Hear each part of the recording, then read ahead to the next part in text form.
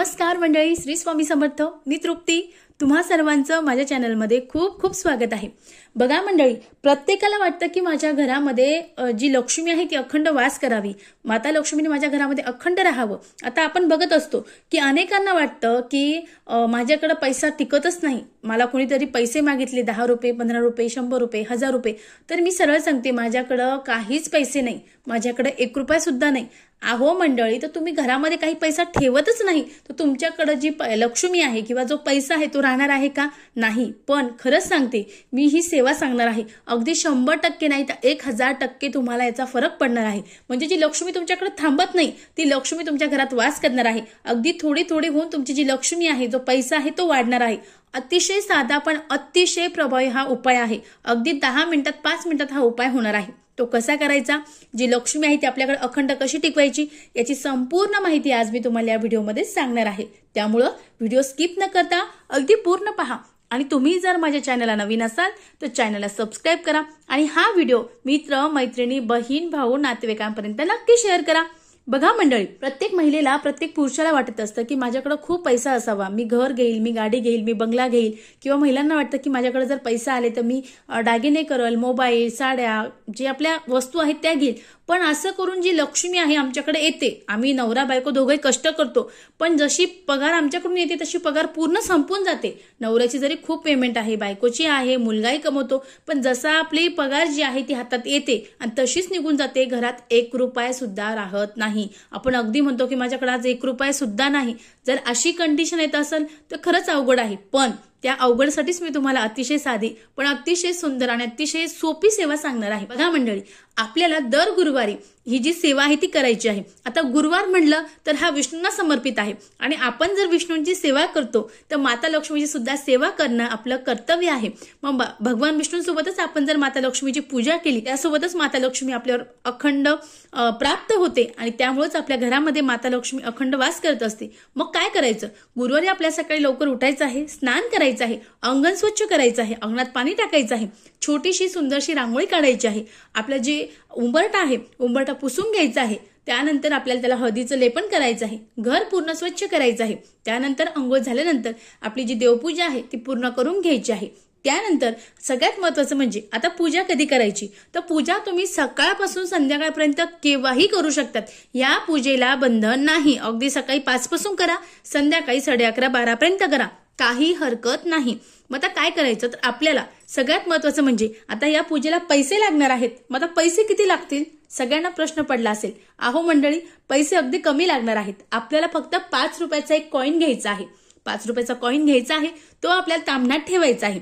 तामणात ठेवल्यानंतर आपल्याला शुद्ध जल घ्यायचं आहे. शुद्ध जल आपल्याला 11 वेळेस अर्पण करायचं आहे. आणि तुम्हाला महालक्ष्मीचा जोही मंत्र येतो, सर्व मंगल मांगल्ये शिवे सर्वार्थ साधिके शरण्ये त्र्यंबके गौरी नारायणी नमस्तुते, किंवा या देवी सर्वभूतेषु शक्ती रूपेणी संस्थिता नमस्तस्ते नमस्तस्ते नमस्तस्ते नमो नमः, किंवा ओम महालक्ष्मी नमः, ओम महालक्ष्मी नमः, ओम महालक्ष्मी नमः. तुम्ही कोणत्याही मंत्राचा जे अभिषेक करत आहात त्यावेळेस तुम्ही तो मंत्र बोलायचा आहे. त्यानंतर आपल्याला जे दूध आहे ते दूध अर्पण करायचं आहे. शक्यतो कच्चं दूध असेल अतिशय उत्तम, कारण कच्चं दूध माता लक्ष्मीला अतिशय प्रिय आहे. शक्यतो जेव्हा तुम्ही दूध आणणार आहात गुरुवारी त्यावेळेस एक छोटं थोडंसं कच्चं दूध तुम्हाला काढून ठेवायचं आहे आणि ते आपल्याला त्या एक 5 रुपयाचा कॉईन आहे देवी लक्ष्मी त्यांना अर्पण करायचं आहे. त्यानंतर परत शुद्ध जल अर्पण करायचं आहे. त्यानंतर जो 5 रुपयाचा कॉईन आहे तो कॉईन आपल्याला घ्यायचा आहे, स्वच्छ पुसायचा आहे.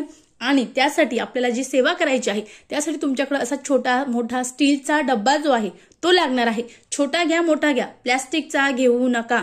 प्लॅस्टिकच्या कोणत्याही वस्तूने जी नकारात्मक ऊर्जा आहे ती लवकरात लवकर खेचली जाते. आता या स्टीलच्या ठिकाणी तुम्ही पितळाचा किंवा तांब्याचा कोणताही डब्बा घेऊ शकता. माझ्याकडे नव्हता, मी स्टीलचा घेतला आहे, पण पितळाचा आणि तांब्याचा जो आहे तो सुद्धा चालणार आहे.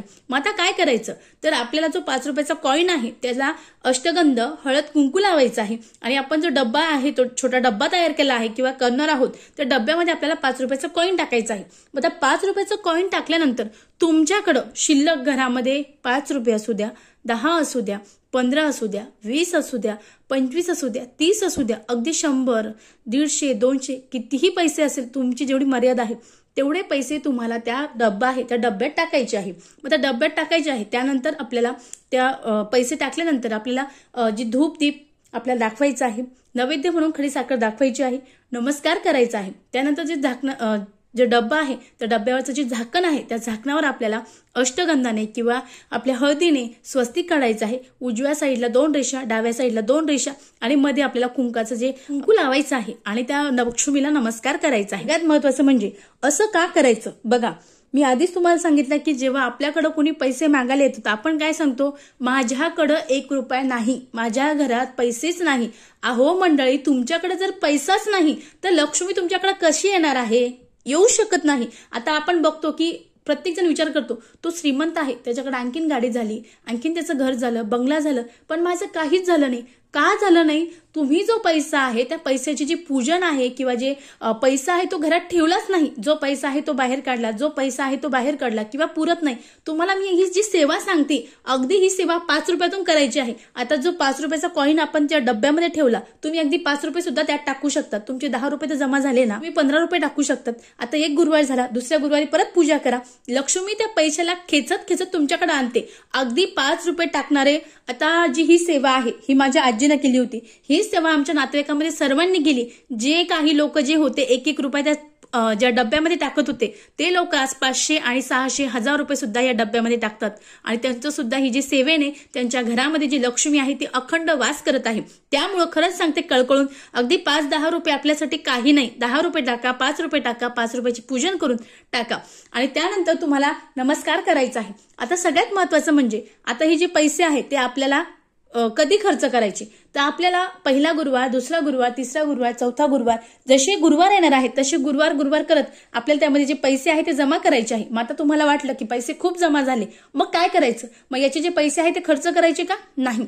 यासाठी तुम्हाला जर तुमच्या देवघरामध्ये एखादी पितळाची, चांदीची मूर्ती घ्यायची असेल, पंचधातूची मूर्ती घ्यायची असेल तर तुम्ही ते पैसे त्या वस्तूसाठी वापरू शकतात. किंवा आता प्रत्येक महिन्यातून, 2 महिन्यातून, 3 महिन्यातून गुरुपुष्य अमृत योग येत असतो. मग या गुरुपुष्य अमृत योगाला तुम्ही जर चांदीचं, सोन्याची जर वस्तू घेतली तर ती वस्तू विकण्याची वेळ तुमच्यावर येत नाही आणि त्यामुळे माता लक्ष्मी तुमच्या घरात अखंड वास करते. आणि जो पैसा आहे किंवा जे सोनं आहे तुमच्या घरामध्ये वाढवण्यासाठी माता लक्ष्मी अखंड जे तुमच्या घरामध्ये माता लक्ष्मी अखंड वास करत असते. त्यामुळं आपल्याला न चुकता जो पैसे आहे 5-5 रुपयाची दर गुरुवारी पूजन करायचं आहे. पूजन झाल्यानंतर आता सगळ्यात महत्वाचं, माझ्याकडे पैसे नाही, मला गरज पडली, मग मी डब्यातून पैसे काढले. आता काही खूपच इमर्जन्सी असेल तर तुम्ही पैसे काढू शकतात, पण पूजेचे पैसे आहे, लक्ष्मीचे पैसे आहे, हे लक्ष्मीचे पैसे खर्च करणं चालत नाही. आपण दिवाळीला सुद्धा किंवा दसऱ्याला सुद्धा याचं चांदी सोनं घेऊ शकतात. दिवाळीला आपण जे चांदीचे कॉईन घेतो त्याची सुद्धा खरेदी करू शकतो. दिवाळीला काही सोनं घ्यायचं असेल, धनतेरसला काही मनी करायचे असेल, सोनं करायचं असेल, आपण ते सुद्धा करू शकतो. आता सगळ्यात महत्वाचं म्हणजे ही जी पूजा आहे हिचा सगळ्यात महत्वाचा फायदा काय बघा मंडळी, आपल्या घरात 1 रुपया सुद्धा नव्हता, पण आपण अगदी साचून पैसे खर्च न करता या डब्यामध्ये पैसे जमा केले. 1 रुपयाने आपल्या 10 रुपये झाले, 10 ने आपले 15 झाले, 20 झाले, 30 झाले.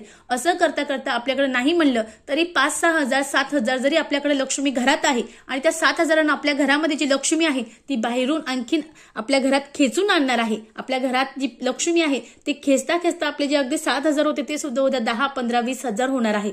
या सेवेचा खरंच सांगते, अगदी कळकळून सांगते, या सेवेचा मला सुद्धा खूप चांगला अनुभव आला आहे. खूप चांगल्या 1-2 मैत्रिणी होत्या, मी त्यांना पण सांगितलं, त्यांना सुद्धा अनुभव आला आहे. पण स्वामी भक्तांनो, मला ही सेवा तुमच्यापर्यंत पोहोचायची होती, त्यामुळे कळकळून सांगते, अगदी साधी सोपी सेवा आहे.